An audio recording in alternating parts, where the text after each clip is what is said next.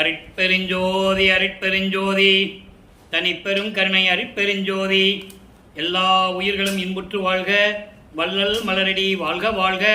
கொல்லா விரதம் குவளை எல்லாம் ஓங்குக, நல்லோர் நினைத்த நலம் பெறுக, நன்றி நினைத்த எல்லோரும் வாழ்க இசைந்து. உலக மக்களே, அறிவார்ந்த அன்பர்களே, ஆண்மநேய ஒருமைப்பாடுடைய அன்பர்களே, அருட்பெருஞ்சோதி ஆண்டவருடைய திருவிளையாடலை பார்த்து கொண்டிருக்கிறோம். அருட்பெருஞ்சோதி ஆண்டவருடைய திருவிளையாடல் இந்த பிரபஞ்சம் தோன்றிய காலத்திலிருந்தே எவ்வளவோ ஏராளமான திருவிளையாடல்கள் செய்திருந்தாலும் கூட கலியுகத்தினுடைய கடைசி திருவிளையாடல் 1823ஆம் ஆண்டு தொடங்கி 30/1/1874 இரவு 12 மணி வரையிலும் திருவிளையாடல் தொடர்ந்து கொண்டிருக்கிறது. இந்த திருவிளையாடல் நடப்பதற்கு காரணம், ஏற்கனவே பிரபஞ்சம் தோன்றிய காலத்திலிருந்தே சமயங்களும் மதங்களும் மார்க்கங்களும் உருவாகி அதற்கேற்றபடி ஆலயங்களை அமைத்து, கர்த்தாக்களை ஆலயங்களை அமைத்து, வழிபாட்டு முறைகளை அமைத்து வழிபட செய்து விட்டார்கள். இந்த நிலைகளெல்லாம் மாற வேண்டும். சுத்த சன்மார்க்கம் என்ற ஒரு மார்க்கத்தை அருட்பெருஞ்சாண்டவர் நிறுவி தன்னுடைய மகன் கையில் ஒப்படைப்பதற்காக இந்த திருவிளையாடல் நடந்து கொண்டிருக்கிறது. பிள்ளைப்பெருமானவர்கள் வருவிக்க உற்று அதற்கு முன்னாலேயே ஒரு தாயின் கருவறையிலே இருக்கும்போது ஏற்பட்ட திருவிளையாடல்களை எல்லாம் நாம் ஏற்கனவே பார்த்து விட்டோம். ஒரு தாயின் கருவறையிலே இருக்கும்போது எப்படியெல்லாம் இருந்தேன் என்பதை திருவருட்பாவில் தெளிவாக நமக்கு அருளியிருக்கிறார்கள் வல்லற்பெருமானவர்கள். உபசாரத்தால் பெற்ற தாய் என்பால் ஒருத்தியின் கருவறையிலே நான் இருக்கும்போது, கருவறை இருட்டாக இருக்கிறது என்று நான் நினைக்கும் போது கருவறையிலே வந்து எனக்கு ஒளி காட்டியவர் என் தந்தை அருட்பெருஞ்சோதி ஆண்டவர். நான் பசி என்று சொல்லும்போதே பிண்ட வடிவத்திலே ஒரு தாயின் கருவறையிலே இருக்கும்போது நான் எனக்கு பசிக்கிறதே என்று சொல்லும்போது எனக்கு அருளமுதம் ஊட்டியவர். காற்று இல்லாமல் உடம்பு புழுக்கமாக இருக்கிறது என்று சொல்லும் பொழுது தென்றல் காற்று வீசியவர் என்றெல்லாம் ஒரு தாயின் கருவறையிலே இருக்கும்போது நடந்த திருவிளையாடல்களை தெளிவாக கூறியிருக்கிறார்கள் பிள்ளை பெருமானவர்கள்.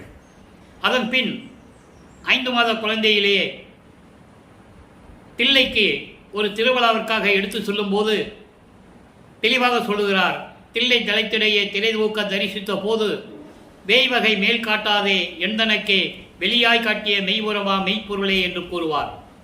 அதாவது எந்த விதமான அணிகளும் இல்லாமல், பட்டாடை இல்லாமல் எனக்கு வெளியாய் காட்டிய சிதம்பர ரகசியத்தை காட்டிய இறைவனே என்று கூறுவார்.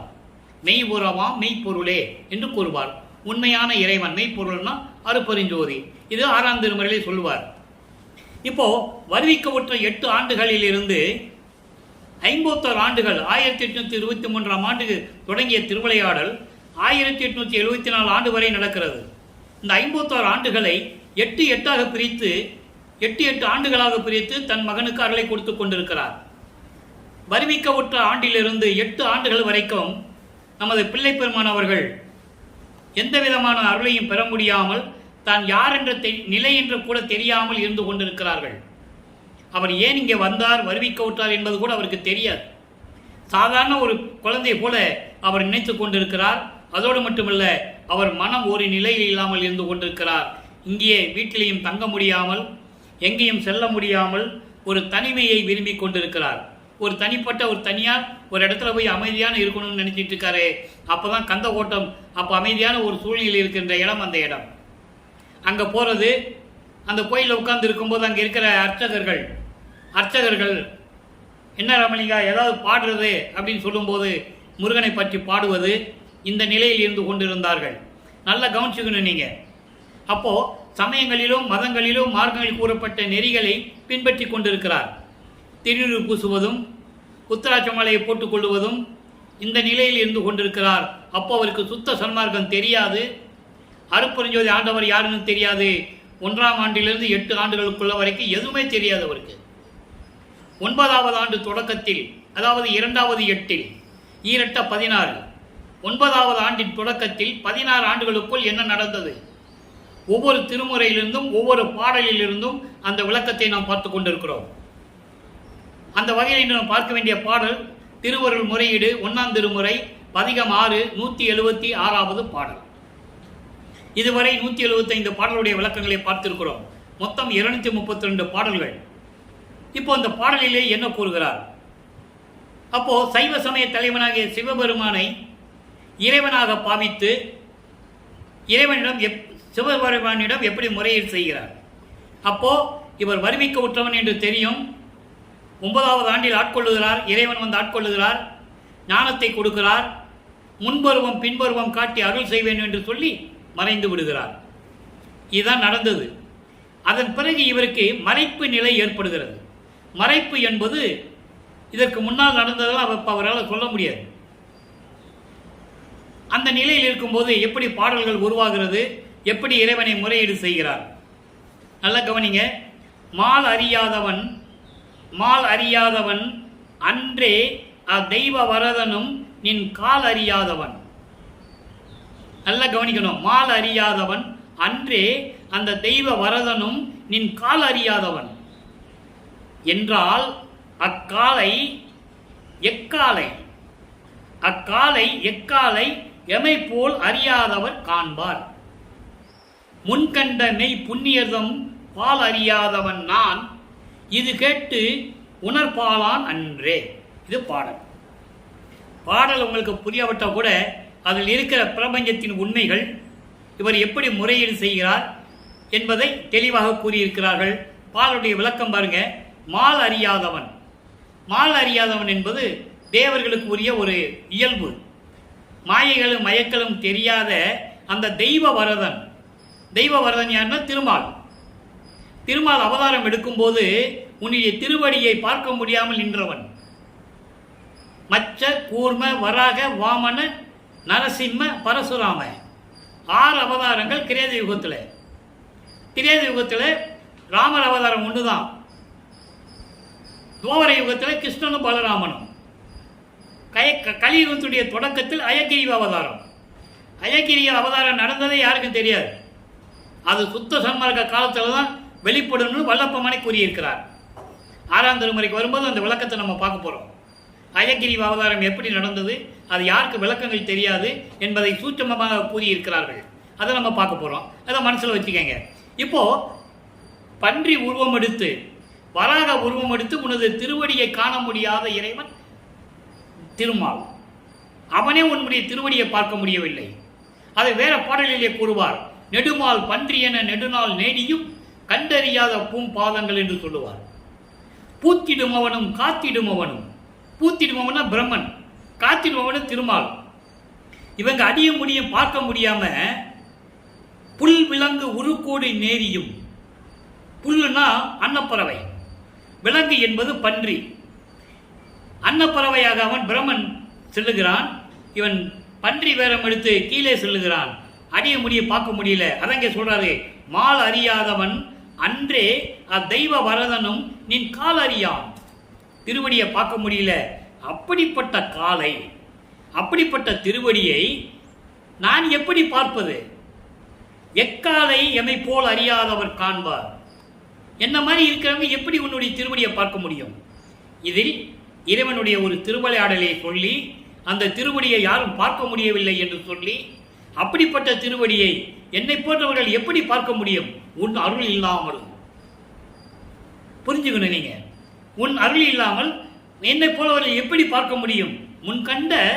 முன்கண்ட மெய் புண்ணியர்தம் பால் அறியாதவன் நான். இதற்கு முன்னால் தன்னை உணர்ந்தவர்களை தெரியாதவன் நான் எப்படி பார்க்க முடியும்? அதாவது அதை கேட்டு என்னால் உணர முடியாதே. இதை சொல்லுவார்கள் இல்லையா? இதற்கு முன்னால் இருந்தவர்கள், முன்னால் இருந்தவர்கள், விஷயம் தெரிந்தவர்கள், கற்றறிந்தவர்கள் சொல்லுவார்கள் இல்லையா?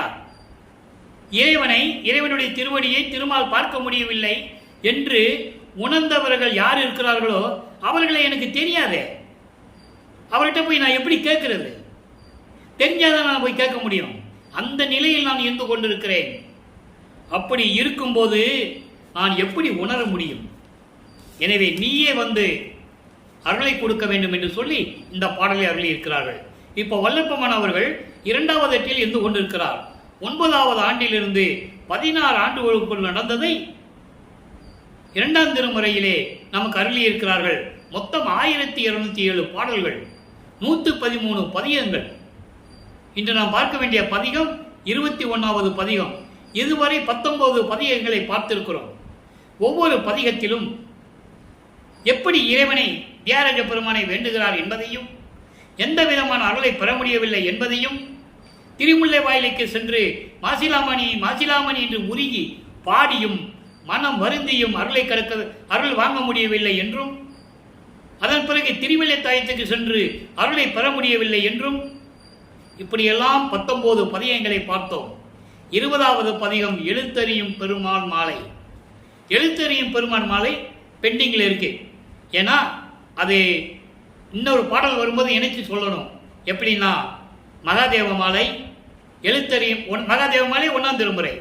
மகாதேவ மாலை ஏற்கனவே 100 பாடல்களை விளக்கம் நான் கொடுத்துருக்கிறேன். நம்ம யூடியூப்ல நீங்க பார்த்துக்கலாம். அது 3 வருஷத்துக்கு மேல ஆயிடுச்சு. இப்போ இறைவனுடைய திருவிளையாடல் சொல்லும்போது திருப்பி அந்த விளக்கங்கள் சொல்ல வேண்டியிருக்கு. அப்போ மகாதேவ மாலை சொல்லும்போது 2ஆம் திருமுறை, அது 1ஆம் திருமுறை. 2ஆம் திருமுறையில் எழுத்தறியும் பெருமான் மாலை. 3ஆம் திருமுறை வரும்போது,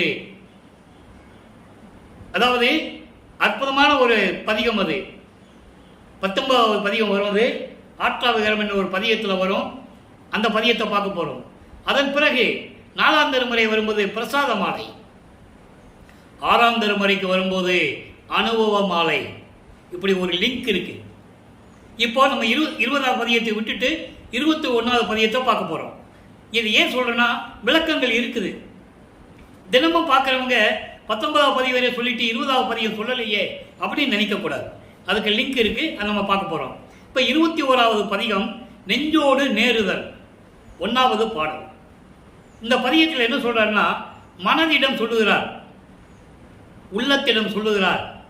உள்ளத்திடம் சொல்லுவது போல உலக மக்களுக்கு தெரிவிக்கிறார். எப்படின்னு பாருங்க. ஒக்கமே ஒக்கமே நெஞ்சமே, ஒக்கமே நெஞ்சமே ஒற்றியூர் படம் பக்க நாதனை பணிந்து வாழ்த்தினால் மிக்க காமத்தின் வெண்மையால் வரும் துக்கம் யாவையும் தூர ஓடுமே. எளிமையான பாடல். எப்படி? அதான் ஒக்கமேன்னா, என்னோடு ஒத்து இருக்கின்ற மனமே, என் மனமே, என்னோடு பொருந்தி இருக்கின்ற மனமே, திருவொற்றியூரில் இருக்கின்ற படம் பக்கநாதன் தியாகராஜன். படம் பக்கநாதன் என்பது படம் எடுக்கிற பாம்பை கழுத்தில் அணிந்து கொண்ட இறைவன். அப்படிப்பட்ட இறைவனை பணிந்து வணங்கினால், போற்றி வணங்கினால் மிக்க காமத்தின் வெண்மையால் வரும் துக்கம், காமத்தின் உச்ச கட்டத்தில் வருகின்ற கொடிய தீமைகள் இருக்கிறதே, கொடிய துன்பங்கள், அதெல்லாம் எல்லாமே தூர ஓடிவிடும் அப்படின்னு சொல்றார்.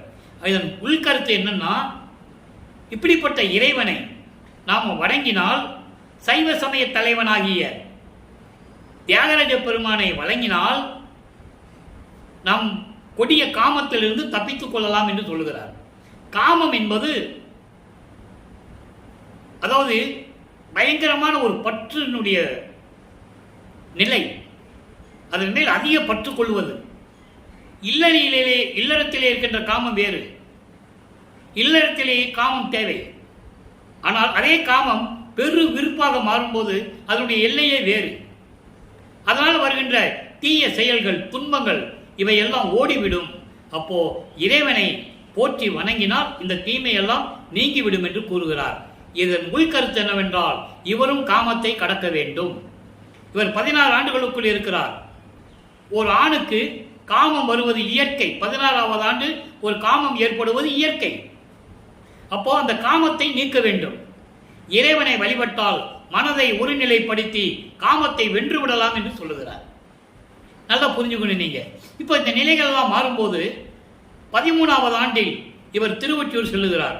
அதாவது வருவிக்க உற்ற 13வது ஆண்டு. வள்ளல் பெருமானுக்கு வயது இல்லை. நான் கிட்டத்தட்ட 4-5 ஆண்டுகளாக நம்ம இந்த யூடியூப்ல பேசும்போது சொல்லிட்டு தான் வரேன். அவர் ஒவ்வொரு யுகத்திலேயும் இருந்தவர். அவர் இறைவனுடைய அருளை பற்றி இறைவனுடைய மகனாக அடியனாக இருந்தவர். இந்த பூலோகத்திற்கு ஏன் வருவிக்கு ஊற்றார் என்பதை சுத்த சன்மார்க்கத்தை பெற்ற பிறகுதான் சொல்ல முடியும். அதை இன்னைக்கு நம்ம பார்க்க போறோம். நல்லா கவனிங்க. இப்போ 2ஆம் திருமுறை உருவாகிறது. நான் ஏற்கனவே சொல்வது போல 2ஆம் திருமுறை நிலையிலே இருந்து மாறி இப்போ 16 ஆண்டுகளுக்குள் எந்த விதமான அருளையும் பெற முடியவில்லை. இறைவனிடம் முறையீடு செய்கிறார். நான் காமத்தை வெல்ல வேண்டும், உன்னை போற்றி வணங்கி கொண்டிருக்கிறேன். இதே நேரத்தில் உலக மக்களுக்கும் தெரிவிக்கிறார், கொடிய காமத்தில் சிக்கிவிடக்கூடாது. நீங்க உலகில் எவ்வளவோ பார்க்குறீங்கல்ல, காமத்தினால் ஏற்பட்ட பெண்களை எப்படி கொடுமைப்படுத்துகிறார்கள். காமத்தின் உச்சக்கட்டம் அது. ஆண்களுக்கு காமம் தலைக்கு ஏறிவிட்டால் பெண்களை எப்படியெல்லாம் கொடுமைப்படுத்துகிறார்கள் என்பதை நீங்கள் தினமும் உலகியலிலே பார்த்து கொண்டிருக்கிறீர்கள். அந்த காமத்தை ஒழிக்க வேண்டும். காமம் வரும்போது நமது அறிவினால் அதை மடக்க வேண்டும். நம் அறிவினால் அதை அடக்க வேண்டும். ஒரு நிமிடம் நினைத்து பார்த்தால் போதும். இந்த பலாத்காரங்களால் நடக்க வேண்டிய அவசியமே இல்லை. இப்போ 3ஆம் திருமுறை 16 ஆண்டுகளுக்குள் இறைவனிடம் எந்த அருளையும் பெற முடியவில்லை. இப்போ 3ஆம் திருமுறை உருவாகிறது. 3ஆம் திருமுறை மொத்தம் 19 பதியங்களை கொண்டது. இதுவரை 14 பதியங்களை நாம் பார்த்திருக்கிறோம். இன்று 15வது பதியத்திலே 8வது பாடலை பார்க்க போகிறோம். இந்த 14 பதியங்களிலும் இவர் திருவொற்றியூருக்கு செல்ல வேண்டியது. அதன் பிறகு அவர் திருமுல்லை வாயிலுக்கோ திருமலை சாயிலுக்கோ போகல, திருவொற்றியூருடன் நின்றுக்கிட்டார். அங்கே போகிறது, இறைவனை பார்க்க முடியல.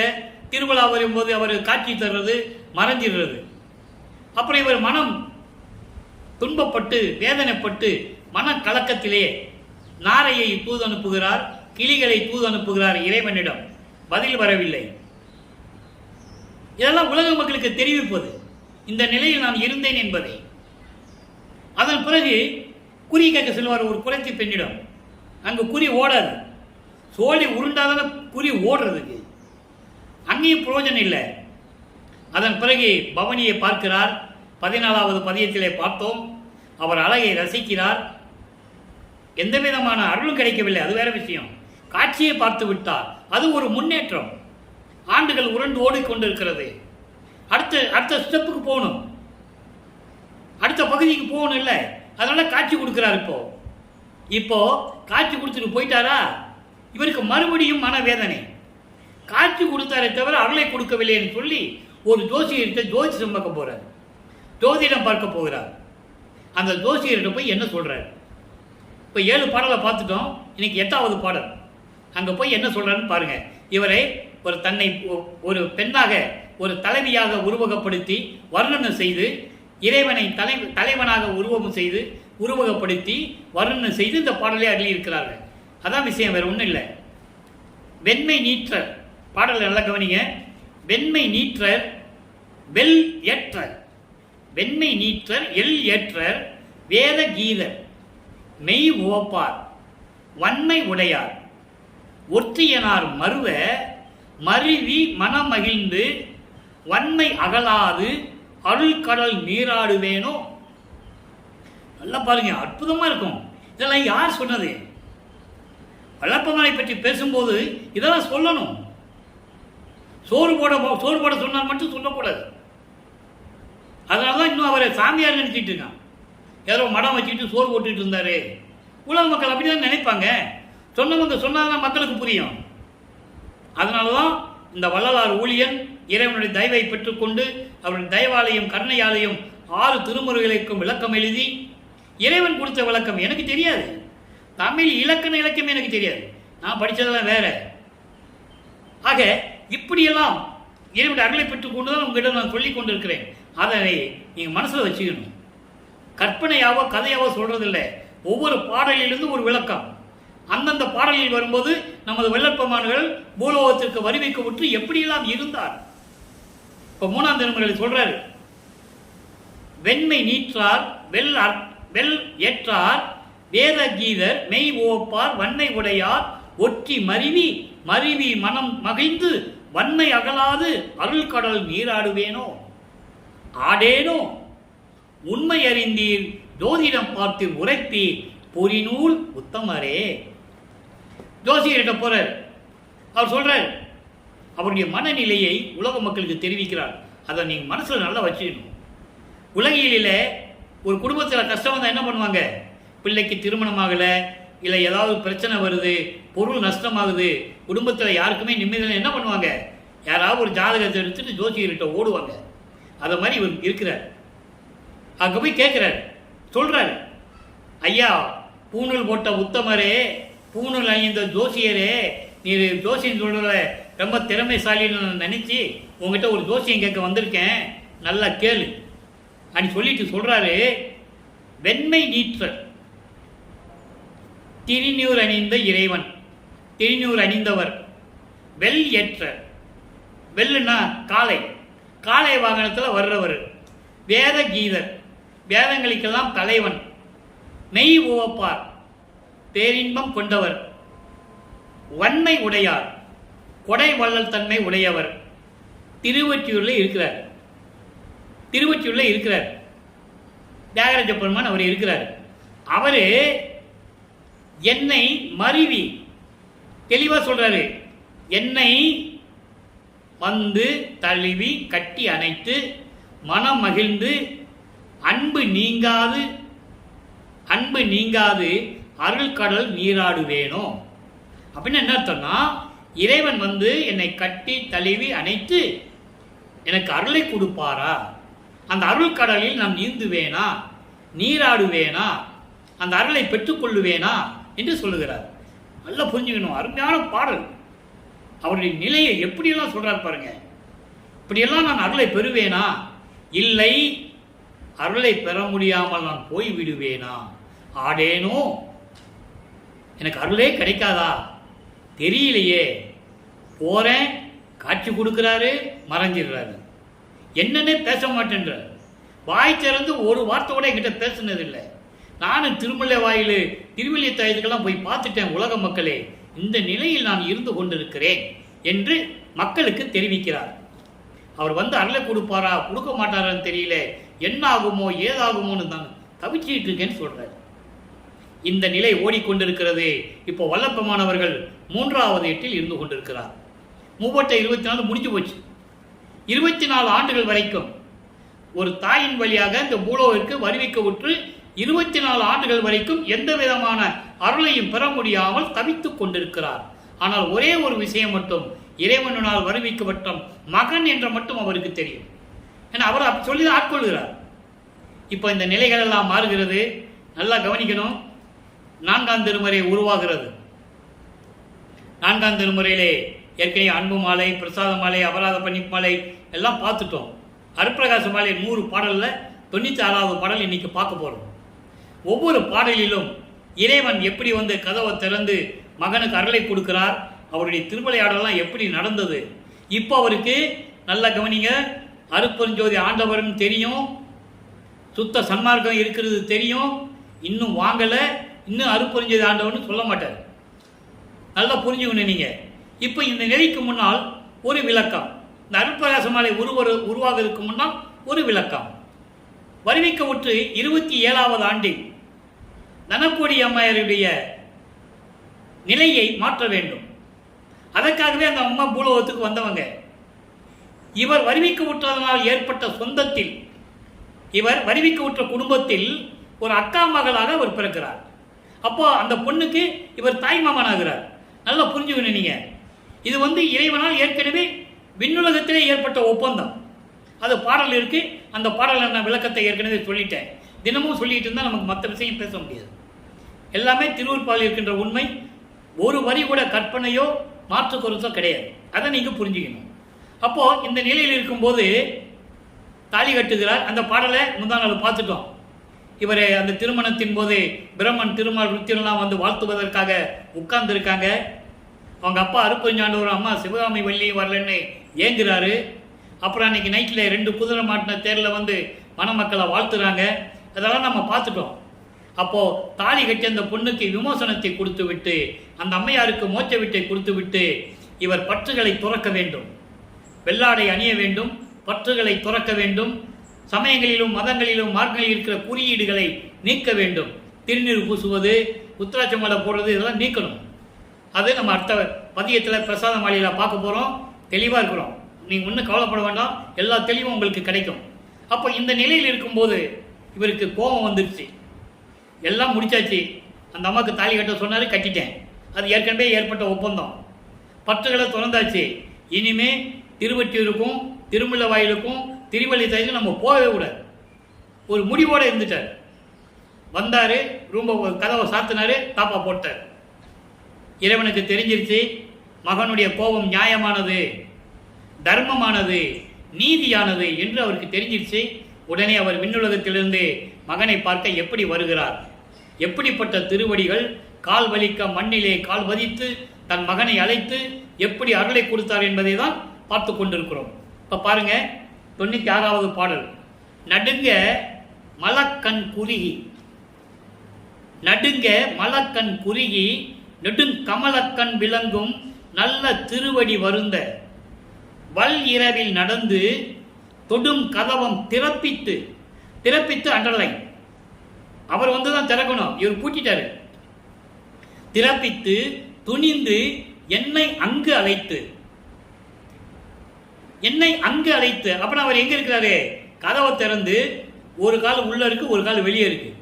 அருப்பஞ்சாண்டவருடைய காலு ஒரு கால் உள்ள இருக்கு, ஒரு கால் வெளியே இருக்கு. இவர் முழுசா உள்ள வர முடியாது. வந்துட்டாருன்னா அவர் கதவை சாத்திடுவாரு, போக முடியாது. அப்புறம் இவர் போக முடியாது. இன்னும் நிறைய ஆண்டுகள், நிறைய வேலைகள் இருக்க. அதனால ஒரு காலை உள்ள வச்சு ஒரு காலை வெளியே வச்சிருக்கிறார். நல்லா புரிஞ்சுக்கணும். எவ்வளவு அற்புதமா சொல்றாரு. அங்கு அழைத்து துயரமெல்லாம் விடுக, துயரமெல்லாம் விடுக மகன் கிட்ட சொல்றாரு. இது தொடுக, இது தொடுக என்பது ஒரு அருள் கொடையை கொடுக்கிறாரு. தொட்டு வாங்குன்னு சொல்றாரு.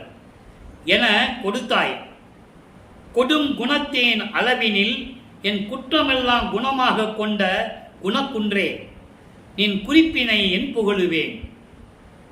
இடும் கடுகை என்று உணர்த்தி ஏற்றுகின்ற அறிவோர் எத்த மணிப்பொதுவில் அருள் கூத்துடைய பொருமானே, அருள் கூத்துடைய பொருளே. இது பாடல். இந்த பாடலை விளக்கம் பாருங்க. அதாவது 5 மலங்கள் அஞ்சி ஓடும்படி விளங்கும் செந்தாமரை மலர் போன்று இருக்கின்ற சிவந்த திருவடிகள். இவர் திருவடியை பார்த்த உடனே 5 மலங்களும் அஞ்சி நடுங்கி ஓடுதான். 5 மலங்கள் என்பது ஆணவம், கண்மம், மாயை, மாமாயை, துரோதை. இந்த கண்மம் என்பது கர்மம் என்று பொருள். கர்மம் தான் கண்மம் என்று சொல்லுகிறார். கர்மம் என்பது 3 வகைப்பட்டது: சஞ்சீதம், பிராரத்தம், அகாமியம். சஞ்சீதம் பல பிறவிகளிலே வந்த கர்ம வினைகள். பிராரத்தம் என்பது போன பிறவியில் வந்தது. அகாமியம் என்பது இந்த நடப்பு பிறவியிலே நாம் செய்த கர்ம வினைகள். இதை தான் சொல்றாரு கர்மம் என்று சொல்கிறார். ஆணவம், கண்மம், மாயை, மாமாயை, துரோதை, இந்த 5 மலர்களும் பயந்து ஓடுது இவர் திருவடியை பார்த்தா. எப்படிப்பட்ட திருவடி? செந்தாமரை மலர் போன்று சிவந்த திருவடிகள். அப்படிப்பட்ட திருவடிகள் வருந்த வல் இரவில், கொடிய இரவு, அடர்ந்த இரவு. எதுக்கு ஆள் வந்தா தெரியாது, அந்த மாதிரி இரவு. அந்த இரவில் நடந்து வந்து தொடும் கதவம் திறப்பித்து, தொடும் கதவம் என்பது தெருவில் இருக்கின்ற தலைவாசல். தலைவாசல் கதவை திறப்பித்து நான் பூட்டிய தாழ்பாலை திறக்க செய்து, எவ்வளவு அற்புதமா சொல்றார் பாருங்க. பூட்டிய தாழ்பாலை திறக்க செய்து உரிமையுடன் வா மகனே என்று எங்கே அழைத்து, உரிமையுடன் வா மகனே என்று அங்கே அழைத்தார். நான் யோசித்தேன். அவர் சொல்றாரு, நான் யோசித்தேன் உள்ள வரமாட்டாரான்னு. வரல அவர். அதனால் நான் அங்க போனேன். வா மகனை என்று அழைத்து துயரமெல்லாம் விடுக மகனே. ஏன் சொல்றார் தெரியுமா? இந்த துயரமெல்லாம் விடுக என்ற வார்த்தைக்கே விளக்கம் 1 மாசம் நம்ம சொல்லணும்.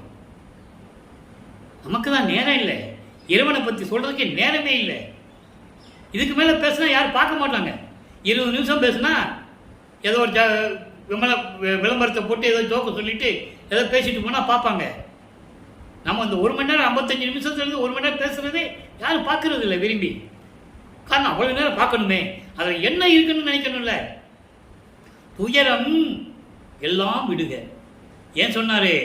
மகன் கோபத்தில் இருக்கிறான், அவனை இத்தனை ஆண்டுகள் வரைக்கும் அவனை துன்புறுத்திட்டோம், அதனால கோபத்தில் இருப்பான் சொல்லி சமாதானப்படுத்துகிறார். எல்லாத்தையும் விற்று மகனே, எல்லாம் என் செயல் தானே என்று சொல்லி இதை கொடு, இதை வாங்கிக்கோன்னு சொல்லி ஒரு அருள் கொடையை கொடுக்கிறார். என்ன அருள் கொடைன்றது நம்ம பின்னால் பார்க்க போறோம். ஒவ்வொரு பாடலையும் அருள் கொடை தான் கொடுப்பாரு. அந்த 1 அப்படின்னு தான் சொல்லுவாரு. அடுத்த பதிகம் வருது பாருங்க, பிரசாத மாலை, அதில் தெளிவா சொல்லுவார். அருள் மணப்பூ, செழு மணப்பூ, மணப்பூ, இப்படியெல்லாம் நிறைய பூக்கள் சொல்லுவார். அந்த பூ வந்து அதுவும் ஒரு அருள் கொடை. அது என்ன அருள் கொடைன்றது பாட்டில் சூட்சமமாக இருக்கும். அந்த விளக்கத்தில் நம்ம பார்க்க போகிறோம். தத்துவங்கள், அந்தங்கள், 5 பூதங்களை கடக்கிறது, சுத்த தேகம், புரண தேகம், ஞான தேகம் வாங்குறது, அதெல்லாம் இந்த பாட்டில் இருக்கும். நம்ம பார்க்க போகிறோம். அது ஒரு பக்கம் இருக்கட்டும். அப்போது இந்த குற்றங்கள் எல்லாம், குற்றங்கள் எப்படி சமயங்களிலும் மதங்களிலும் மார்க்கங்களில் இருக்கும்போது ஏற்பட்ட குற்றங்கள், அந்த நெறிகளை பின்பற்றி கொண்டிருந்தேன், அவற்றையெல்லாம் நீக்கி இனிமேல் சுத்த சன்மார்க்கத்தை தரப்போகிற மகனே, அதெல்லாம் விட்டுலாம், ஒன்றும் பிரச்சனை இல்லை, துன்பத்தை எல்லாம் விட்டுரு அப்படின்னு சொல்லி எனக்கு ஒரு அருள் கொடையை கொடுத்த குணக்குன்றே, என் குணம் கொண்ட இறைவன், தன்மயத்தனாதல், தூய உடம்பினாதல், இயற்கை உணர்வினாதல், முற்றிலும் உணருதல், இயற்கையாகவே பாசங்களை நீக்குதல். இப்போ இயற்கையாகவே பாசங்களை நீக்கணும். அவர் அந்த நிலையில் இருந்து கொண்டிருக்கிறார். நல்லா கவனிக்கணும். இயற்கையை பார்த்துட்டாரு, முற்றும் உணர்ந்துட்டாரு, தன்மயமாயிட்டாரு, தன்மயத்தினால் அதுவும் வந்துருச்சு. இப்போ இயற்கை பாசங்களை நீக்கணும். அதான் இப்போ நடந்துகிட்டு இருக்கு. 4வது எட்டில் அது நடந்துகிட்டு இருக்கு. வருவிக்க விட்டு 32 ஆண்டுகளுக்குள்ள இது நடக்கணும். இப்போ நடந்துகிட்டு இருக்கு. அதுக்கப்புறம் பாருங்க, முடிவில் ஆற்றல் உடைமை, அதெல்லாம் சுத்த சன்மார்க்கம் வாங்கின பிறகு முடிவில் ஆற்றல் உடைமை, பேரன்பில் உடைமை, வரம்பில் இன்பம் உடைமை, இப்படி 8 குணங்கள் உண்டு இறைவனுக்கு.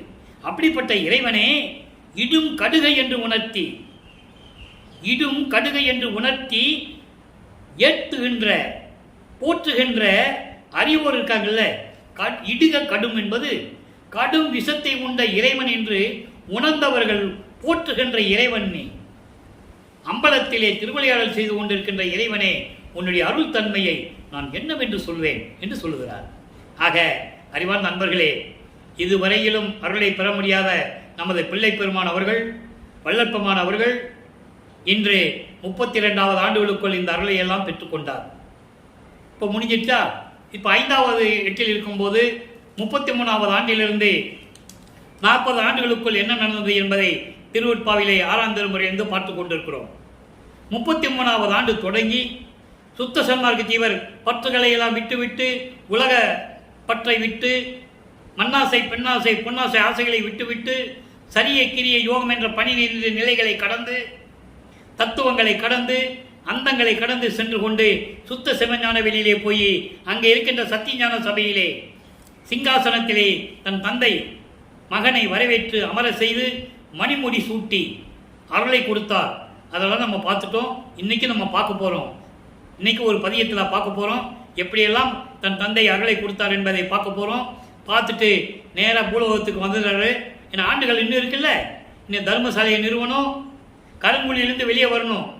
இன்று நிலையிலிருந்து கருங்குழியிலிருந்து விடுபடுகிறார் வல்லற்பமான். அங்கிருந்து உறைவிடமாக கொண்ட கருங்குழியத்தை விட்டு இங்கே வந்து, அதாவது தர்மசாலையை நிறுவி வடலூரிலே உரைகிறார்.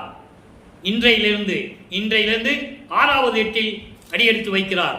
இது வரைக்கும் 5 எட்டில் நடந்ததெல்லாம் பார்த்துட்டோம். 33வது ஆண்டிலிருந்து 40 ஆண்டுகளுக்குள் என்ன நடந்தது என்பதை பார்த்து விட்டோம்.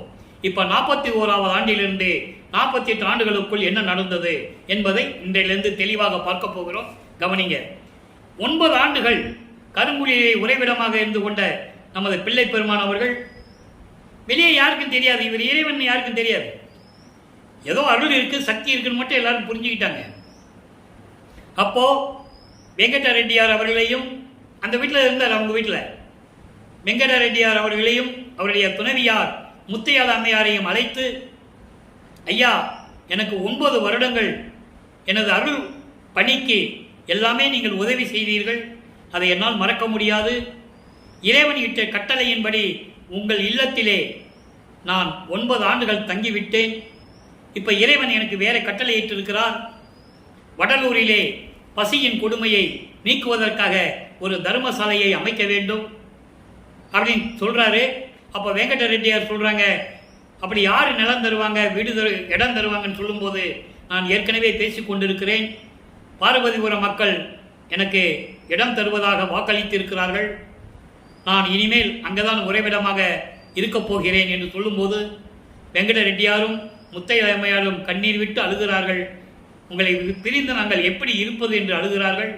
இவர் சமாதானப்படுத்துகிறார். இல்லை அம்மா, நான் போய்தான் ஆக வேண்டும். இறைவன் கட்டளைப்படி எங்கெங்கே இருக்க வேண்டுமோ நான் அந்தந்த இடங்களெல்லாம் இருந்து கொண்டேன்.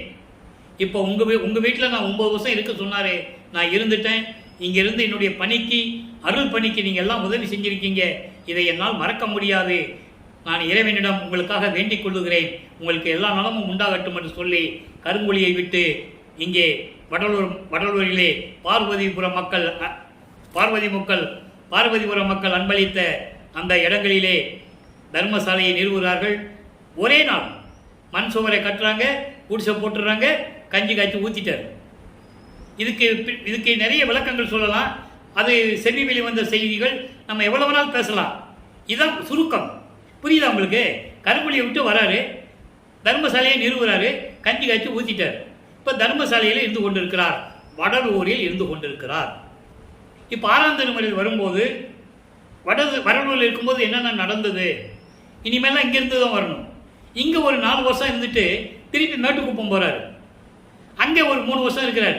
கிட்டத்தட்ட ஒரு 4 வருஷம் கூட சொல்லிக்கலாம், முன்ன பின்ன இருக்கும். அங்கே இருக்கும்போது என்ன நடந்தது, சத்தியஞான சபையை கட்டினார், அதெல்லாம் நம்ம பின்னால் சொல்ல போகிறோம். இப்போ தர்மசாலையை நிறுவினார். புரிஞ்சதில்ல? அங்கே அன்பர்கள்கிட்ட பேசுகிறாரு, சாதுக்கள்கிட்ட பேசுகிறாரு. இந்த மாதிரி தர்மசாலையை உருவாக்கியாச்சு, நம்ம தான் பசி ஆட்டணும், இறைவன் திருவிழாவில் நடக்கும், இது உங்களுக்கு எந்த விதமான சந்தேகம் வேண்டாம், அதுக்கு தான் நான் இங்கே உறைவிடமாக இருந்து கொண்டிருக்கிறேன் அப்படின்னு சொல்லிட்டாரு. இப்போ 6ஆம் திருமுறையில் பாடல்களில் என்ன வருது, அதாவது இவர் தலைவியாகவும் இறைவனை தலைவனாகவும் கற்பனை செய்து பாடல்களை உருவாக்குறார்கள். 78வது பதிகம் இன்னைக்கு 1வது பாடல். இந்த பதிகத்தை நம்ம ஏற்கனவே விடுபட்டு வச்சிருந்தோம். சமயம் வரும்போது அங்கங்கே பாடல் வரும்போது இதை சொல்லணும், அதான் கனெக்டிவிட்டின்னு சொன்னேன். இப்போ என்ன சொல்றாரு, இது சொன்ன பிறகு உத்தரஞான சிதம்பர மாலை, அது ஏற்கனவே விடுபட்ட ஒரு பதிகம். விடுபட்ட பதிகம் இல்லை, நம்ம நிப்பாட்டி வச்சிருந்தோம். அதை வடலூருக்கு வந்த பிறகு தான் அது சொல்லணும் அப்படின்னு வச்சிருந்தோம். அதையும் இன்னைக்கு சொல்ல போகிறோம். உத்தரஞான சிதம்பர மாலையெல்லாம் அற்புதமான நிகழ்வுகள்லாம் இருக்குது. இப்போ முதல்ல இந்த பாடத்தை படிங்க. பருவமிலா குறையாலோ பகுதி வகையாலோ பழக்கம் இல்லமையானாலோ படிற்று வினையாலோ, அதான் கர்மம். படிற்று வினை என்பது கர்மம், ஏற்கனவே சொல்லியிருக்கேன். சஞ்சீதம், பிராரத்தம், மகாமியம். அந்த வினையாலோ இருவகை மாயையாலோ ஆணவத்தினாலோ என்னாலோ பிறராலோ எதனாலோ அறியேன். சருவல் ஒளிந்து என் மனமாம் பாங்கி பகையானால் தனித்த பறை என்னும் வளர்த்த தாயும் முகப்பாராள். ஏன்னா இதுவரைக்கும் சிவகாமி வள்ளி அந்த அம்மா இவரை பார்க்கவே இல்லை. அதை இங்கே குறிப்பிடுகிறார். எங்க குறிப்பிடுகிறார்? தர்மசாலையில் அதை குறிப்பிடுகிறார். தன்னுடைய நிலையை சொல்லுகிறார், உலக மக்களுக்கு தெரிவிக்கிறார். வளர்த்த தாய் முகம் பாராள். எப்படி தாயாம்? தனித்த பறை என்னும் அருள் சக்தி படைத்த என் தந்தையை அருள் சக்தி படைத்த சிவகாமி வள்ளியிட்டும் ஒப்படைத்தாள். சிவகாமி வள்ளியை வளர்ப்பு தாய் என்று சொல்லுகிறார். அவள் முகம் பாரால் நிருவமட பெண்கள் எல்லாம் வலது கொலிக்கின்றனர். நிருவமட பெண்கள் எல்லாம் தேவகூட்டத்தை சேர்ந்த பெண்கள் எல்லாம் என்னை கேலி செய்கிறார்கள். அப்படி என்ன அர்த்தம்? தேவர்களால் கேலி செய்கிறார்கள் அர்த்தம். இவர் தன்னை பெண்ணாக உருவகப்படுத்தினால் பெண்கள் என்று சொல்லுகிறார். அதை நீங்க நல்லா புரிஞ்சுக்கணும். தன்னை ஒரு பெண்ணாக உருவப்படுத்தி இந்த பாடலை கொடுத்ததெல்லாம் பெண்கள் என்று சொல்லுகிறார். பெண்கள் என்றால் தேவத்திலுள்ள பெண்கள் என்றால் எல்லாருமே சேர்த்து சொல்றார். தேவர்கள் எல்லாம் என்னை ஏளனமாக பேசுகிறார்கள். நிபுணர் எங்கள் நடராயர் நினைவை அறிந்திலனே. நடராயன் சொன்ன உடனே உங்க மன நடராஜன்கிட்ட போயிடக்கூடாது, நல்லா புரிஞ்சுக்கணும். அவ சைவ சமயத்தில் இருக்கிறவங்க. சிவபெருமான், நடராஜன், சொக்கநாதன், அவங்க வேறங்க. அது ஒரு தனிப்பட்ட குரூப். அது அற்புஞானவர் தனியால், அவர் ஆதியம் அந்தம் இல்லாமல் இறைவன். சாதிய மதமும் சமயமும் காணா ஆதியநாதயம் அருப்பெருஞ்சோதி. சாதிய மதமும் சமயமும் பொய்யன ஆதியில் உணர்த்தி அருப்பெருஞ்சோதி. புரிஞ்சுக்கணும் நீங்க. அப்படிப்பட்ட இறைவன் மனசுல என்ன நினைச்சிருக்கான்னு தெரியல, நல்லா கவனிக்கணும். கருங்குழியிலிருந்து வெளியே வர்றாரு, வடலூர்ல தங்குறாரு. அப்போ கருங்குழியில் இருக்கும்போதே அருப்பெருஞ்சாண்டவரும் இவரும் கலந்து பேசுறாங்க, அடுத்து என்ன பண்ணணும்ன்றது. அப்போ இறைவனுடைய அறிவுறுத்தல் படி தான் இங்கே வராரு. அதை தெளிவாக சொல்றார் வளர்ப்புமான். என் அப்பன் அறிவில்லாமல் நான் எங்கேயும் வந்ததில்லை, அவருடைய அருளோடு தான் நான் நடந்து கொண்டிருக்கேன்னு சொல்லுவார். அப்புறம் அந்த நிலையில் நான் வந்துட்டேன். ஆனால் யாருமே என்ன ஒரு பொருட்டாவே நினைக்கிறது இல்லை. எப்படி? இவனுக்கு பக்குவம் இல்லை என்று நினைக்கிறாங்களா, இல்லை இவனுக்கு எதுக்குமே தகுதி இல்லாதவன் என்று நினைக்கிறாங்களா, இன்னைக்கு இல்லை என் பழக்கம் எப்படி இருக்குன்னு உங்களுக்கு தெரியலையா? இல்லை கர்ம வினையாலேயே என்னமோ தெரியல. இருவகை மாயை, மாயை மாமாயை, அதான் இருவகை. மாயை மாமாயை ஆணவம். முதல்ல கர்மத்தை சொல்லிட்டாரு. இப்போ மாயை மாமாயை ஆணவம் திரோதையும் சொல்லிட்டாரு. எதனால என்னவோ தெரியல, என் மனசு என்ன ஒத்துக்க மாட்டேன், என் மனசை எனக்கு ஒத்துக்க மாட்டேன், எனக்கு பகையானால் என்று சொல்லுகிறார். மனம் மனம் என்கின்ற தோழி மனமாம் பாங்கி பகையானால் என் மனம் ஒத்துக்கவே மாட்டேங்குது, என்னன்னு தெரியல. அதோடு மட்டும் இல்லாமல் அருள் சக்தி கொண்ட என் வளர்ப்பு தாயிருக்கிற சிவகாமி வள்ளி, என்னை பெற்று வளர்த்தவன் அருட்பெருஞ்சோதி ஆண்டவர். அதை பாடலில் சொல்லுவார். நீயே என் தந்தை அருளுடையாய் என்னை ஈன்ற தாயே என்று சொல்லுவார். அப்போ சிவகாமி வள்ளி யாரு? வளர்ப்பு தாய். அப்போ தன்னுடைய அருளால் ஒரு மான்மகனை பெற்றெடுக்கிறார் அருட்பெருஞ்சோதி. தாயும் தந்தையும் நீயே என்று சொல்லுகிறார். எவ்வளவு அற்புதமான இடங்கள் திருவள்ளுவர் இருக்கு. மக்கள்கிட்ட யாரும் சொல்லலை, அதனால மக்களுக்கு தெரியாது. இதெல்லாம் யார் சொன்னது? அப்போ இந்த நிலையில் இருக்கும்போது தேவர்கள் எல்லாம் என்னை கேலி செய்து கிண்டல் செய்து கொண்டிருக்கிறார்கள். என்னுடைய தந்தை என்னதான் மனசுல நினைச்சிட்டு இருக்காருன்னு தெரியல. வராரு போறாரு, இரு மகனே நான் போயிட்டு வரேன்ட்டு போயிடுறாரு. திரும்பி வராரு, மகனை இது செய்கின்றாரு, திரும்பி போயிடுறாரு. நல்லா கவனிக்கணும். தர்மசாலையை நிறுவிவிட்டால் பசியாற்றி கொண்டிருக்கிறார். பசியோடு வந்த ஜீவர்களுக்கு பசியாற்றி கொண்டிருக்கிறார். இதை வச்சுதான் பின்னால் ஜீவகானிய ஒழுக்கம் உருவானது. இதுக்கு பிறகு ஜீவகானிய ஒழுக்கம் உருவானது. நம்ம பின்னால் பேச போகிறோம். தனியாக ஒரு டாப்பிக்கே பேச போகிறோம். 50 பதியங்கள் நம்ம போட போகிறோம். ஜீவகானிய ஒழுக்கத்தை பற்றி 50 பதியங்கள் இருக்கு, போட போகிறோம். அதுக்கப்புறம் மரணமில்ல பிரவாழ்வு என்னன்னு போட போகிறோம். சுத்த சன்மார்க்கம் என்னன்னு ஒரு விளக்கம் சொல்லணும், அதையும் நம்ம போட போகிறோம். அது ஒரு பக்கம் இருக்கட்டும். ஆக இப்போ வடலூர் வந்த காரணம் என்ன? இந்த பெருவழியை பற்றி சிந்திக்கிறார். தர்மசாலையை பண்ணிட்டாரு, அங்கே பெருவழி இருக்கு. அதை எப்படி வாங்குறது, யார்கிட்ட போய் பேசுறது, அதெல்லாம் நம்ம பின்னால் பேச போகிறோம். அதுக்காக தான் அவர் இங்கே வந்தது. தர்மசாலை இங்கே நிறுவியிருக்க காரணமே, அங்கே சுத்த சிவஞானில் இருக்கின்ற சத்தியான சபையை, அங்கே பொற்சபை சிற்சபை எப்படி இருக்கிறதோ அதே போல மக்களுக்கு இங்கே உருவாக்கி தர வேண்டும். அங்கே பெருவழி எப்படி இருக்கிறதோ அதே போன்று வடலூர் பெருவழி சிறப்படைய வேண்டும். ஏன்னா மனிதர்களால் அங்கே போக முடியாது. அப்போ இந்த உலகத்திலேயே பெருவழியோடு இருக்கிற சபையை இங்கு அமைக்க வேண்டும். சபையை இங்கு அமைத்து விட்டால் பரவெளி, பரம்பரவெளி, பராபரவெளி எல்லாம் இங்கே உள்ள வந்துடும். ஏன்னா 3 தேகத்துக்கு உரியது அது. அப்போ சத்தியஞான சபை இங்கு நிறுவனம். அதற்கு தந்தையும் மகனும் ஆலோசிக்கிறார்கள். அந்த ஆலோசனையை நம்ம பின்னால் பேச போகிறோம். அது ஒரு பக்கம் இருக்கட்டும். இப்போ உத்தரஞான சிதம்பரம் மாலை பற்றி பேசணும். இப்போ அவர் நிறைய சொல்லிட்டாரா? உத்தரஞான சிதம்பரம் மாலை. இந்த மாலையிலே இந்த பதிகத்திலே 10 பாடல்கள் உண்டு. ஒவ்வொரு பாடலையும் என்ன சொல்றான்னு பார்க்கணும், நல்லா கவனிக்கணும். அருள் ஓங்குகின்றது, அருட்பெருஞ்சோதி அடைந்தது. இங்கே இருக்கிற திருவிளையாடல் சொல்றாரு. இது வரைக்கும் திருவொற்றியூர், அதாவது திருவொற்றியூரில் இருந்தது, திருவள்ளித்தலத்தில் நடந்தது. திருவள்ளித்தலத்தில் நடந்தால சமயங்களையும் மதங்களையும் சார்ந்தது. அது முடிஞ்சு போச்சு. அதுக்கப்புறம் சுத்த சன்மார்க்கத்தை வாங்கிட்டு கருமொழியில் இருக்கும்போது திருவிளையாடலாம் சொல்லிட்டாரு. இப்போ தர்மசாலையில் வந்த பிறகு இங்கே என்ன நடந்தது சொல்லணும்ல, உலக மக்களுக்கு சொல்றாரு. அருள் ஓங்குகின்றது. எது? வடலூர். தர்மசாலை இருக்கிற இடம் வடலூர், பார்வதிபுரம். அருள் ஓங்குகின்றது, அருட்பெருஞ்சோதி அடைந்தது. என்றன் மருள் ஓங்கு உறாமல் தவிர்த்தது, நல்ல வரம் அளித்தது. பொருள் ஓங்கி நான் அருள் பூமியில் வாழ புரிந்தது. என்றும் தெருள் ஓங்க ஓங்குவது உத்தரஞான சிதம்பரமே. சிதம்பரம் மாலை ஏன் உருவாச்சு? பூர்வ சிதம்பரம் அது. அது சமயங்களையும் மதங்களையும் மார்க்கங்களையும் சார்ந்த சிதம்பரம். நல்லா புரிஞ்சுக்கணும் நீங்க. அது சைவ சமயத்தை சேர்ந்த சிதம்பரம். அப்போ சுத்த சன்மார்க்கத்தை சேர்ந்த சிதம்பரம்னு ஒன்று இருக்கணும்.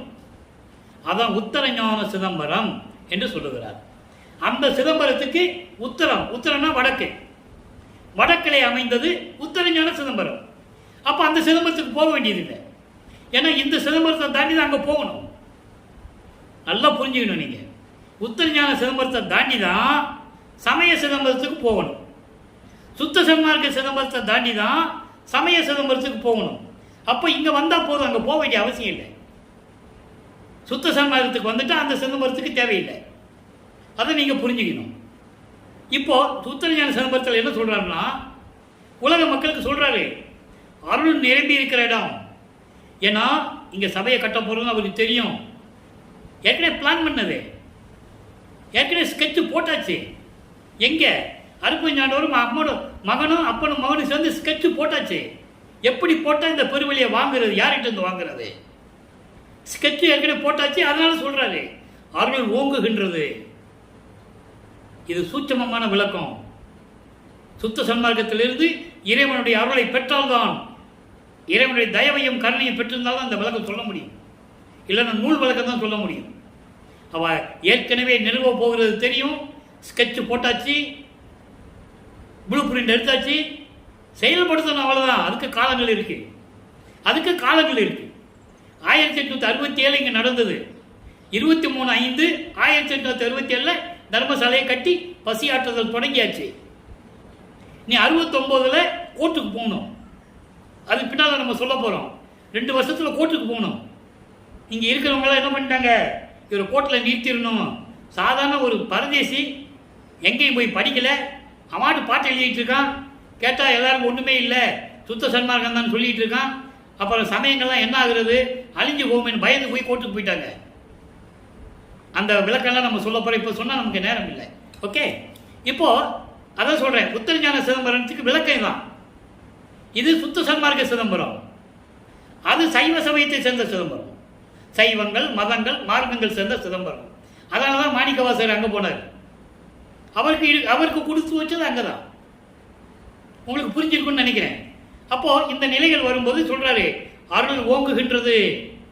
நான் சத்தியஞான சபை இங்கே நிறுவ போகிறேன்னா உலக மக்களுக்கு சொல்கிறாரு, இங்கே அருள் ஓங்குகிறது, அருப்பெருஞ்சோதி இங்கே வரப்போகிறது, அருப்பெருஞ்சோதி அடைந்தது, என் மருள் ஓங்கும் உறாமல் தவிர்த்தது, சமயங்களையும் மதங்களையும் மார்க்கங்களையும் நீக்கியது, மாயைகளையும் மயக்கங்களையும் கொண்ட சமய மார்க்கம், இந்த மார்க்கங்கள் சமயங்கள் மதங்களை நீக்கியது எங்க? உத்தரஞான சிதம்பரம், வடலூர், பார்வதிபுரம். தெளிவா சொல்றாரு. அதுக்கப்புறம் பாருங்க, நல்லா வரமளித்தது இங்கதான். எங்க? தர்மசாலையில. அப்பா அப்பனும் மகனும் இப்ப கரும்படி போக வேண்டியதில்லை. அது முடிஞ்சு போச்சு. ஒன்று மட்டும் நினைச்சு சொல்றேன், மனசுல வச்சுக்கங்க. வல்லற்பமான ஒரு இடத்துல இருந்தாருன்னா திருப்பி அந்த இடத்துக்கு போனதில்லை. மருதூரிலே வருவிக்க விட்டார். அதுக்கப்புறம் அவங்க மருதூர் போல. செய்தி மேலிருந்த செய்திகள் என்ன வேணாலும் இருக்கட்டும், நமக்கு அருட்பால் இருக்கிறது மட்டும் தான் பேசுகிறோம். பாடல்களில் என்ன உண்மை இருக்கு, அங்கே போகல. மொட்டை அடித்து பேர் வச்சாங்களே பின்னலூர், அங்கே தான் ராமலிங்கன்னு அவருக்கு பேர் வச்சது. மருதூர் பக்கத்தில் பின்னலூரில், அங்கேயும் அவர் போனதில்லை. அதுக்கப்புறம் சின்ன கவனம் போனாங்க, திருப்பி அவர் அங்கே போனதில்லை. சென்னைக்கு வந்தாங்க. 33 ஆண்டுகள் சென்னையில் இருந்தார் கிட்டத்தட்ட. சென்னையை விட்டு வெளியே வந்த பிறகு திருப்பி சென்னைக்கு போகல. திருப்பி சிதம்பரத்தில் சின்ன வயசில் போனதுக்கப்புறம் போல. திருப்பி கருங்குழிக்கு வந்தாங்க. சென்னையிலேருந்து நேராக கருங்குழியிலேருந்து வடலூர் வந்தாச்சு. திருப்பி அவர் கருங்குழிக்கு போகல. திருப்பி தர்மசாலையிலேருந்து மேட்டுக்குப்பம் போவார். திருப்பி அவருக்கு தர்மசாலைக்கு வரல. நல்லா கவனிச்சுக்கிட்டே வரணும். நீங்கள் இந்த விளக்கத்தில் நீங்கள் கேட்டால் தான் அது உண்மைகள்லாம் புரியும். சரி, அது ஒரு பக்கம் இருக்கட்டும். இப்போ உத்தரஞான சிதம்பரம் மேலே பார்த்தாச்சு. சமயங்கள் மதங்கள் மார்க்கங்கள் விட்டது, அருள் இங்கே விலகி கொண்டிருக்கிறது, அருப்பெருஞ்சோதி அடைந்தது, எல்லாம் சொல்லிட்டாரு. சொல்லிட்டு சொல்றார் பாருங்க, பொருள் ஓங்கி நான் அருள் வாழ புரிந்தது. பொருள் ஓங்கி, பொருள் வாங்கின செல்வம். தர்மசாலையை நடத்தணும்ல, எப்படி நடத்துறது? அப்ப இறைவனுடைய செல்வம், அருள் செல்வம் வேணும், பொருள் செல்வம் வேணும். இதெல்லாம் கிடைச்சது எங்க? தர்மசாலையில. அருள் பூமியில் வாழ புரிந்தது. வடலூர் எப்படிப்பட்ட பூமி? அருள் பூமி. அருள் பூமியிலே வாழ புரிந்தது, என்றும் தெருள் ஓங்க நிற்பது உத்தரஞான சிதம்பரமே. சொல்லிட்டாரா? உத்தரஞான சிதம்பரத்தை சொல்லிட்டார். இப்போ இவளை அருளை பெற்றுக்கொண்டு இறைவனுக்கு என்ன கைமாறு செய்ய போறேன்னு சொல்றார். கைமாறின்மை 87வது பதிகம் 11வது பாடல். அருள் நாடு அறியா மனப்புறங்கை, நல்லா கவனிக்கணும். அருள் நாடறியா மனப்புறங்கை அடக்க தெரியாது, அதனோடு சேர்ந்து இருள் நாடு அனைத்தும் சுழன்று சுழன்று இளைத்து இளைத்து இளைத்து இளைத்தேன். எனக்கு அந்தோ தெருநாடு உலகில் மரணமுறா திறந்தந்து அழியா திரு அளித்த கருணாநிதியே, நிந்தனக்கு கைமாறி ஏது கொடுப்பேனே. அதாவது உன்னுடைய அருள் தன்மையை தெரியாமல், என்னுடைய மனக்குரங்கை அடக்க தெரியாமல், சமயங்களிலும் மதங்களிலும் மார்க்கங்களிலும் தெரிந்து கொண்டு என் மனத்தோடு சேர்ந்து கொண்டு மனம் போன போக்கிலே அறியாமை என்னும் கடலிலே மூழ்கி சுழன்று சுழன்று இளைத்து இளைத்து விட்டேன். ஐயோ, எனக்கு தெருநாடு உலகில் எனக்கு அருள் பக்குவத்தை கொடுத்து, அருளை கொடுத்து, மரணத்தை தவிர்த்து அந்த அருளையும் கொடுத்து அழியா திரு அளித்த அழியாத அருள் செல்வங்களை எல்லாம் எனக்கு கொடுத்த கருணாநிதியே, உனக்கு நான் என்ன கைமாறு செய்ய போகிறேன் என்று சொல்லி பாடலை முடிக்கிறார். இப்போ சொல்லிட்டாரா? இப்போ அழிவுறா அருள் வடிவப்பேறு எப்படி இருந்தது? அழியாத வடிவப்பேறு 94வது பதிகம் 7வது பாடல். வயகுகின்ற சிற்றம்பலந்தனிலே வளர்கின்ற பெருவாழ்வே. இப்போ சத்தியஞான சபை அமைக்கிற வரைக்கும் அந்த சிற்றம்பலத்தை சொல்லுவார், அந்த சத்தியஞானத்தை சொல்லுவார், மனசில் வச்சுக்கோங்க. வயங்குகின்ற சிற்றம்பலந்தனிலே வளர்கின்ற பெருவாழ்வே, அருளோடு விளங்கி கொண்டிருக்கின்ற சிற்றம்பலத்திலே இருக்கின்ற இறைவனே, மயங்கு உறாத மெய் அறிவினிலே விளங்கிய மாமணி விளக்கே, மெஞ்ஞான அறிவோடு விளங்கி கொண்டிருக்கின்ற அருப்பெருஞ்சோதி ஆண்டவரே சொல்லிட்டு, இங்கு இலங்கும் சிற்றடியேன். இங்கு என்பது இந்த பூலோகம். இந்த பூலோகத்திலே உன்னால வரிவிக்க உற்று மாயைகளும் மயக்கங்களில் சிக்கிக்கொண்டு சமயங்களிலும் மதங்களிலும் மார்க்கங்களில் ஈடுபட்டுக் கொண்டிருந்தேனே, அப்படிப்பட்ட இருந்த என்னை சுத்தப்படுத்தி சுத்த சன்மார்க்கத்தை கொடுத்து நான் சொல்லுகின்ற விண்ணப்பங்களை எல்லாம் காதிலே ஏற்றுக்கொண்டு எனக்கு அருள் புரிந்தாய். எப்படிப்பட்ட அருள்! ஒன்று எனக்கு கொடுத்தாயின்னு சொல்லுவார்ல, எங்க அருள் பிரகாச மாலையில ஒன்று கொடுத்தாயின்னு சொல்லுவார்ல, என்ன கொடுத்தாரு? இங்க சொல்லுவாரு, தயங்கும் இவ்வுடல் அழிய போகின்ற சுருங்கி தோளோடு எலும்போடு சுருங்கி அழிய போகின்ற இந்த மனித உடம்பு நீ கொடுத்தாயே. இந்த மனித உடம்பு கொடுத்தது யாரு? நீதானே. உன்னிடம் இருந்த செல்வப்பிள்ளையாகிய நான் இந்த பூலோகத்தில் வரிவிக்க செய்த இந்த உடம்பு இருக்கே, இந்த உடம்பு எற்றையும் அழிவுறாது, எப்பொழுதும் அழியாமல் தனி வடிவமாக முத்தேகத்தை எனக்கு கொடுத்தாயே என்று சொல்லுகிறார். ஆக அருள் கொடுத்தது எது? அந்த அருள் கொடை. அந்த அருள் கொடை என்ன கொடை? ஒவ்வொரு தேகத்துக்கு எப்படி கொடுத்தார் என்பது 4ஆம் திருமுறையிலே பிரசாத மாலையில பார்க்க போறோம். அங்கதான் உனக்கு திருநூறு தேவையில்லை, இனிமே நீ திருநூறு பூசக்கூடாதுன்னு சொல்லுவார். உலகத்தில் சொல்றாங்களா, உலக இல்லை, அவர் பூசினாரு என்ன? பூசினது உண்மைதான், பூசாம இருந்தார், அதையும் சொல்லல, மனம் வரல உங்களுக்கு. அது சமயங்களையும் மதங்களையும் மார்க்கங்களையும் சார்ந்தது. சுத்த சன்மார்க்கத்துக்கு குறியீடு தேவையில்லை. அடுத்த பாடல சொல்றாரு, பேரர்கள் வாய்மையை வியத்தல் 95வது பதிகம் 7வது பாடல். ஆக்கம் ஒன்றோ தொழில் 5ஐயும் தந்து. எப்படிப்பட்ட வார்த்தை! ஆக்கம் ஒன்றோ தொழில் 5ஐயும் தந்து. படைத்தல் தொழில் மட்டுமல்ல, ஆக்கம் என்பது படைக்கும் தொழில். படைக்கும் தொழில் ஒரு தொழில் மட்டுமல்ல, 5 தொழிலையும் கொடுத்து, படைத்தல், காத்தல், அழித்தல், மறைத்தல், அருளல் போன்ற 5 தொழில்களையும் எனக்கு கொடுத்து, அந்த பிண்ட வீக்கமெல்லாம் சென்று உன் இச்சையின் வண்ணம் விளங்குக. அண்டங்கள் எத்தனையோ அத்தனையும் சென்று வா. பிண்டங்கள், உயிரினங்கள் 84 லட்சம் பேதங்கள் இருக்கின்றன. சொல்றாங்களே 84 லட்சம் யோனி பேதங்கள். அத்தனை உயிரினத்திலும் சென்று அண்டங்களையும் பிண்டங்களையும் காத்தருள்வாயாக, நீயே விளையாடு, நீயே செயலாற்றுக என்று சொல்லுகிறார். எவ்வளவு அற்புதமா சொல்றாரு! யாரு மக்கள்கிட்ட சொன்னது? ஒரு ஆள் கூட சொல்லலை இது வரைக்கும். வருவிக்க விட்டு 202 ஆண்டுகள் ஆயிடுச்சு. வல்லப்பமானவர்கள் இறைவனாகி அருப்பஞ்சோண்டாகி 152 வருஷம் ஆச்சு. யார் சொன்னது? சோறு போட சொன்னார் சொல்லி அவர் சாமியாராக்கி துறவியாக்கி கடைசியில் சொல்லிட்டாங்க, ரூமில் பூட்டிட்டு போய் மறைஞ்சிட்டாருட்டாங்க. மறைஞ்சாருன்னு சொன்னாங்களே, எங்கே போனார் சொல்லணும்ல? சொல்லலை. அவர் சொல்கிறார், நான் எங்கே போனேன் எங்கே இருக்கிறேன்னு சொல்கிறார். நல்லா கவனிங்க. எங்கே இருக்காரு? அண்டங்கள் இருக்கிறாரு, பிண்டங்கள் எல்லா உயிரினங்கள்ல இருக்காரு. அதோடு மட்டுமல்ல, ஏக்க முறை என்று உரைத்து ஏக்கமடையாதே மகனே என்று அருள் ஜோதியும் தந்து அருப்பெருஞ்சோதியை ஈந்து எனக்கே ஊக்கமெல்லாம் உறவு கலந்தான். வலிமையோடு நான் அருள் வல்லமை பெறுவதற்காக என் உள்ளத்தில் கலந்து கொண்டான். எங்க இருக்கார் அவரு? மறைஞ்சிட்டாருன்னு சொல்லி அவரை ஒரு சாமியாராக்கி என்னமெல்லாம் பாடுபடுத்திக்கிட்டு இருந்தாங்க. உள்கலந்தான் என் உடையவனே சொல்லிட்டாரா? இப்ப பாருங்க, பொன் வடிவ பேரு எப்படி கிடைச்சது? 96வது பதிகம். ஊன் உடம்பே ஒளி உடம்பாய் ஓங்கி நிற்க ஞான அமுது எனக்கு நல்கியதே வானப்பொருள் பெருஞ்சோதி பொதுவில் விளங்கும் அருப்பெருஞ்சோதி ஆண்டவர்.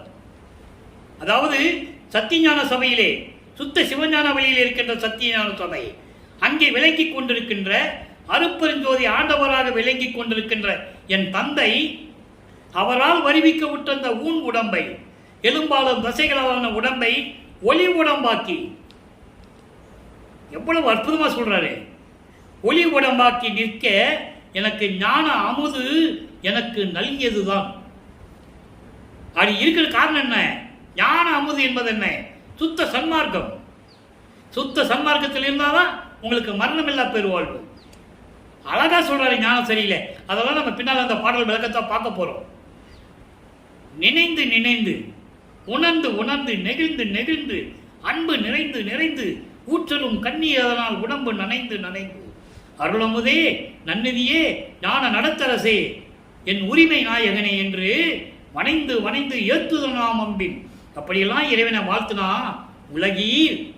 உலக மக்களே மரணமில்லா பெருவாழ்வில் வாழ்ந்திடலாம் கண்டேன். அதான் இங்க சொல்றாரு, சுத்த சன்மார்க்கத்தில் வந்தால் அவனுக்கு மரணம் இல்லை, பிறப்பு இறப்பு இல்லை, இறைவனுடைய திருவடி. அதான் இங்க சொல்றாரு. அப்படியெல்லாம் இருந்தது எதனால்? நான் சுத்த சன்மார்க்கத்தை பெற்றுக்கொண்டதனால். சொல்லிட்டு பேரடைவ சொல்றாரு. எப்படி அருளை கொடுத்தார்? அவங்க அப்பா மகன்கிட்ட எப்படி சொல்றாரு? எப்படி சுத்த சிவஞான வெளியில நடக்குது? 100வது பதிகம் பேரடைவு 3வது பாடல். மகன் தந்தையிடம் சொல்லுகிறார், அன்புடை மகனே மெய்யருள் திருவை அண்டர்கள் வியப்புற எனக்கே இன்புடை உரிமை மனம் புரிவிப்பாம் 2.5 கடிகையில் விரைந்தே. முதல்ல இந்த 4 வரைக்கும் சொல்றேன். அதாவது என் தந்தை சுத்த சிவஞான வழியிலே என்னை வரவேற்கிறார். அன்புட மகனே வா, உன்னை வரவேற்க காத்து கொண்டிருக்கிறேன். இங்கே தேவர்கள் எல்லாம் காத்து கொண்டிருக்கிறார்கள். இனிமே உனக்கு அருளை கொடுப்பதற்கு, மணிமுடி சூட்டுவதற்கு. அதான் மனம் புரிவிப்பாம் என்று சொல்லுகிறார். மனம் புரிவிப்பு என்பது அருள் கொடையை கொடுப்பது மட்டுமல்ல, அங்கீகாரம். இறைவனுடைய மகன் என்ற அங்கீகாரம் கொடுத்து உனக்கு அருளை கொடுக்க போகிறேன். தேவர்கள் எல்லாம் வியந்து கொண்டிருக்கிறார்கள், வா என்று சொல்லி அருளை கொடுக்கிறார். எப்படி? தன்புடைய கண் முழுவதும் தவிர்த்தேன், எல்லா துன்பங்களையும் நீக்கி, சமயங்களையும் மதங்களையும் மார்க்கங்களையும் நீக்கி, சுத்த சன்மார்க்கத்தையோடு, சுத்த சன்மார்க்க நெறியோடு அதாவது மனக்கோலம் பொன்புடை விளங்க புனைந்து கொள். அழகான ஆடை அணிந்து, அணிகலன் அணிந்து, சுத்த சன்மார்க்க நெறியிலே விளங்கிக் கொண்டு நீ வர வேண்டும் என்று சொல்லி மகனிடம் சொல்லுகிறார். மகனுக்கு மணிமுடி சூட்டுகிறார். யார் சொன்னது? இந்த திருவொற்பாவுடைய விளக்கம் யார் சொன்னது மக்கள்கிட்ட? ஒரு ஆள் கூட சொல்லலை என்பதுதான் இந்த வள்ளலார் ஊழியனுடைய ஆதங்கம். எல்லாம் சொன்னாங்கல்ல, இதெல்லாம் சொல்லணும்ல, விண்ணுலகத்தில் நடந்தது சொல்லணும்ல. புனைந்துகொள் என்றார் எனது இறைவன். அடுத்து ஒரே ஒரு விளக்கம் பாருங்க. உய்வகை கூறல் உலக மக்களுக்கு சொல்லுவது. ஆதி அந்தமம் இல்லாதோர் அம்பலத்தாடும் ஜோதி தன்னையே நினைவிங்கள் சுகம்பெற விளைவீர் நீதி கொண்டு உரைத்தேன். இது நீவிர் மேல் ஏறும் வீதி, மற்றைய வீதிகள் கீழ் செல்லும் வீதி. உலக மக்களே, ஆதியம் அந்தமல்லா இருக்கின்ற இறைவன் அருப்பெருஞ்சோதி அவரை நினைந்து வழிபடுங்கள், அவனை விரும்புங்கள், எல்லா சுகமும் உங்களுக்கு கிடைக்கும். இது சத்தியமாக சொல்லுகிறேன். இந்த வீதி சுத்த சன்மார்க்க வழி உங்களை மேலே கொண்டு செல்லும். மற்றைய வீதிகள், சமயங்கள், மதங்கள், மார்க்கங்கள் சொல்லப்பட்ட வீதிகள் எல்லாம் உங்களை கீழ் நோக்கி கொண்டு சொல்லும் என்று சொல்லி இந்த பாடலை அருளியிருக்கிறார்கள். இறுதியாக ஒரே ஒரு விளக்கம், நேரம் கடந்து கொண்டிருக்கிறது. தனித்திரளங்கள் 109வது பாடல். தனித்துணையாய் என்றனை தாங்கிக் கொண்டு என்றன் மனித்த உடம்பு அழியாதவாறு கனித்துணையாம் இன்னமுதம் அளித்து எனக்கே எல்லாம் வல்ல சித்தி தன்னையும் தந்து உட்கலந்தான் இறைவன். சுத்த சன்மார்க்கத்தை கொடுத்து என்னை தனிப்பட்ட முறையில் என்னை தாங்கி என்னை ஆட்கொண்டு என்ற மனித உடம்பு இருக்கிறதே, மனித உடம்பு என்பது வருவிக்க விட்டதனால் ஏற்பட்டது, அதை அழியாத உடம்பாக்கி சுத்த சன்மார்க்கத்தை கொடுத்து கனித்த துணையாம் இன்னமுதம் தந்து, அது சுத்த சன்மார்க்கம். சுத்த சன்மார்க்கத்தை கொடுத்து எனக்கே எல்லா சித்தியும் கொடுத்து எனக்கு எல்லாரையும் கொடுத்தவன் அருட்பெருஞ்சோதி ஆண்டவர் என்று கூறுகிறார். ஆக அன்பர்களே, இறைவனுடைய திருவிளையாடலை இன்றைய பதிவை பார்த்துவிட்டோம். நாளையும் திருவிளையாடல் தொடர்ந்து கொண்டே இருக்கும். இன்னும் ஆண்டுகள் இருக்கிறது. கண்டு மகிழ்ந்து இறைவனுடைய அருளை பெற்றுக் கொள்ளுங்கள். அருட்பெருஞ்சோதி அருட்பெருஞ்சோதி தனிப்பெருங்கனை அருட்பெருஞ்சோதி. நீங்களும் சுத்த சன்மார்க்கத்தில் இருந்து கொலையும் குலையும் தவிர்த்து, மாமிச உணவுகளை தவிர்த்து, உருவ வழிபாடுகளை தவிர்த்து, ஜோதி வழிபாடை மேற்கொண்டு அருட்பெருஞ்சோதி அருட்பெருஞ்சோதி தனிப்பெருங்கனை அருட்பெருஞ்சோதி மகாமந்திரத்தை உச்சரித்து இறைவனுடைய அருளையும் செல்வங்களையெல்லாம் பெற்று நீங்கள் இந்த பூலோகத்திலே வாழ்வாங்கு வாழ வேண்டும் என்று வாழ்த்தி இறைவனுடைய தயவோடையும் கருணையோடு விரைவருகிறேன். இந்த வள்ளலார் ஊழியன். நன்றி, வணக்கம். மீண்டும் சந்திப்போம்.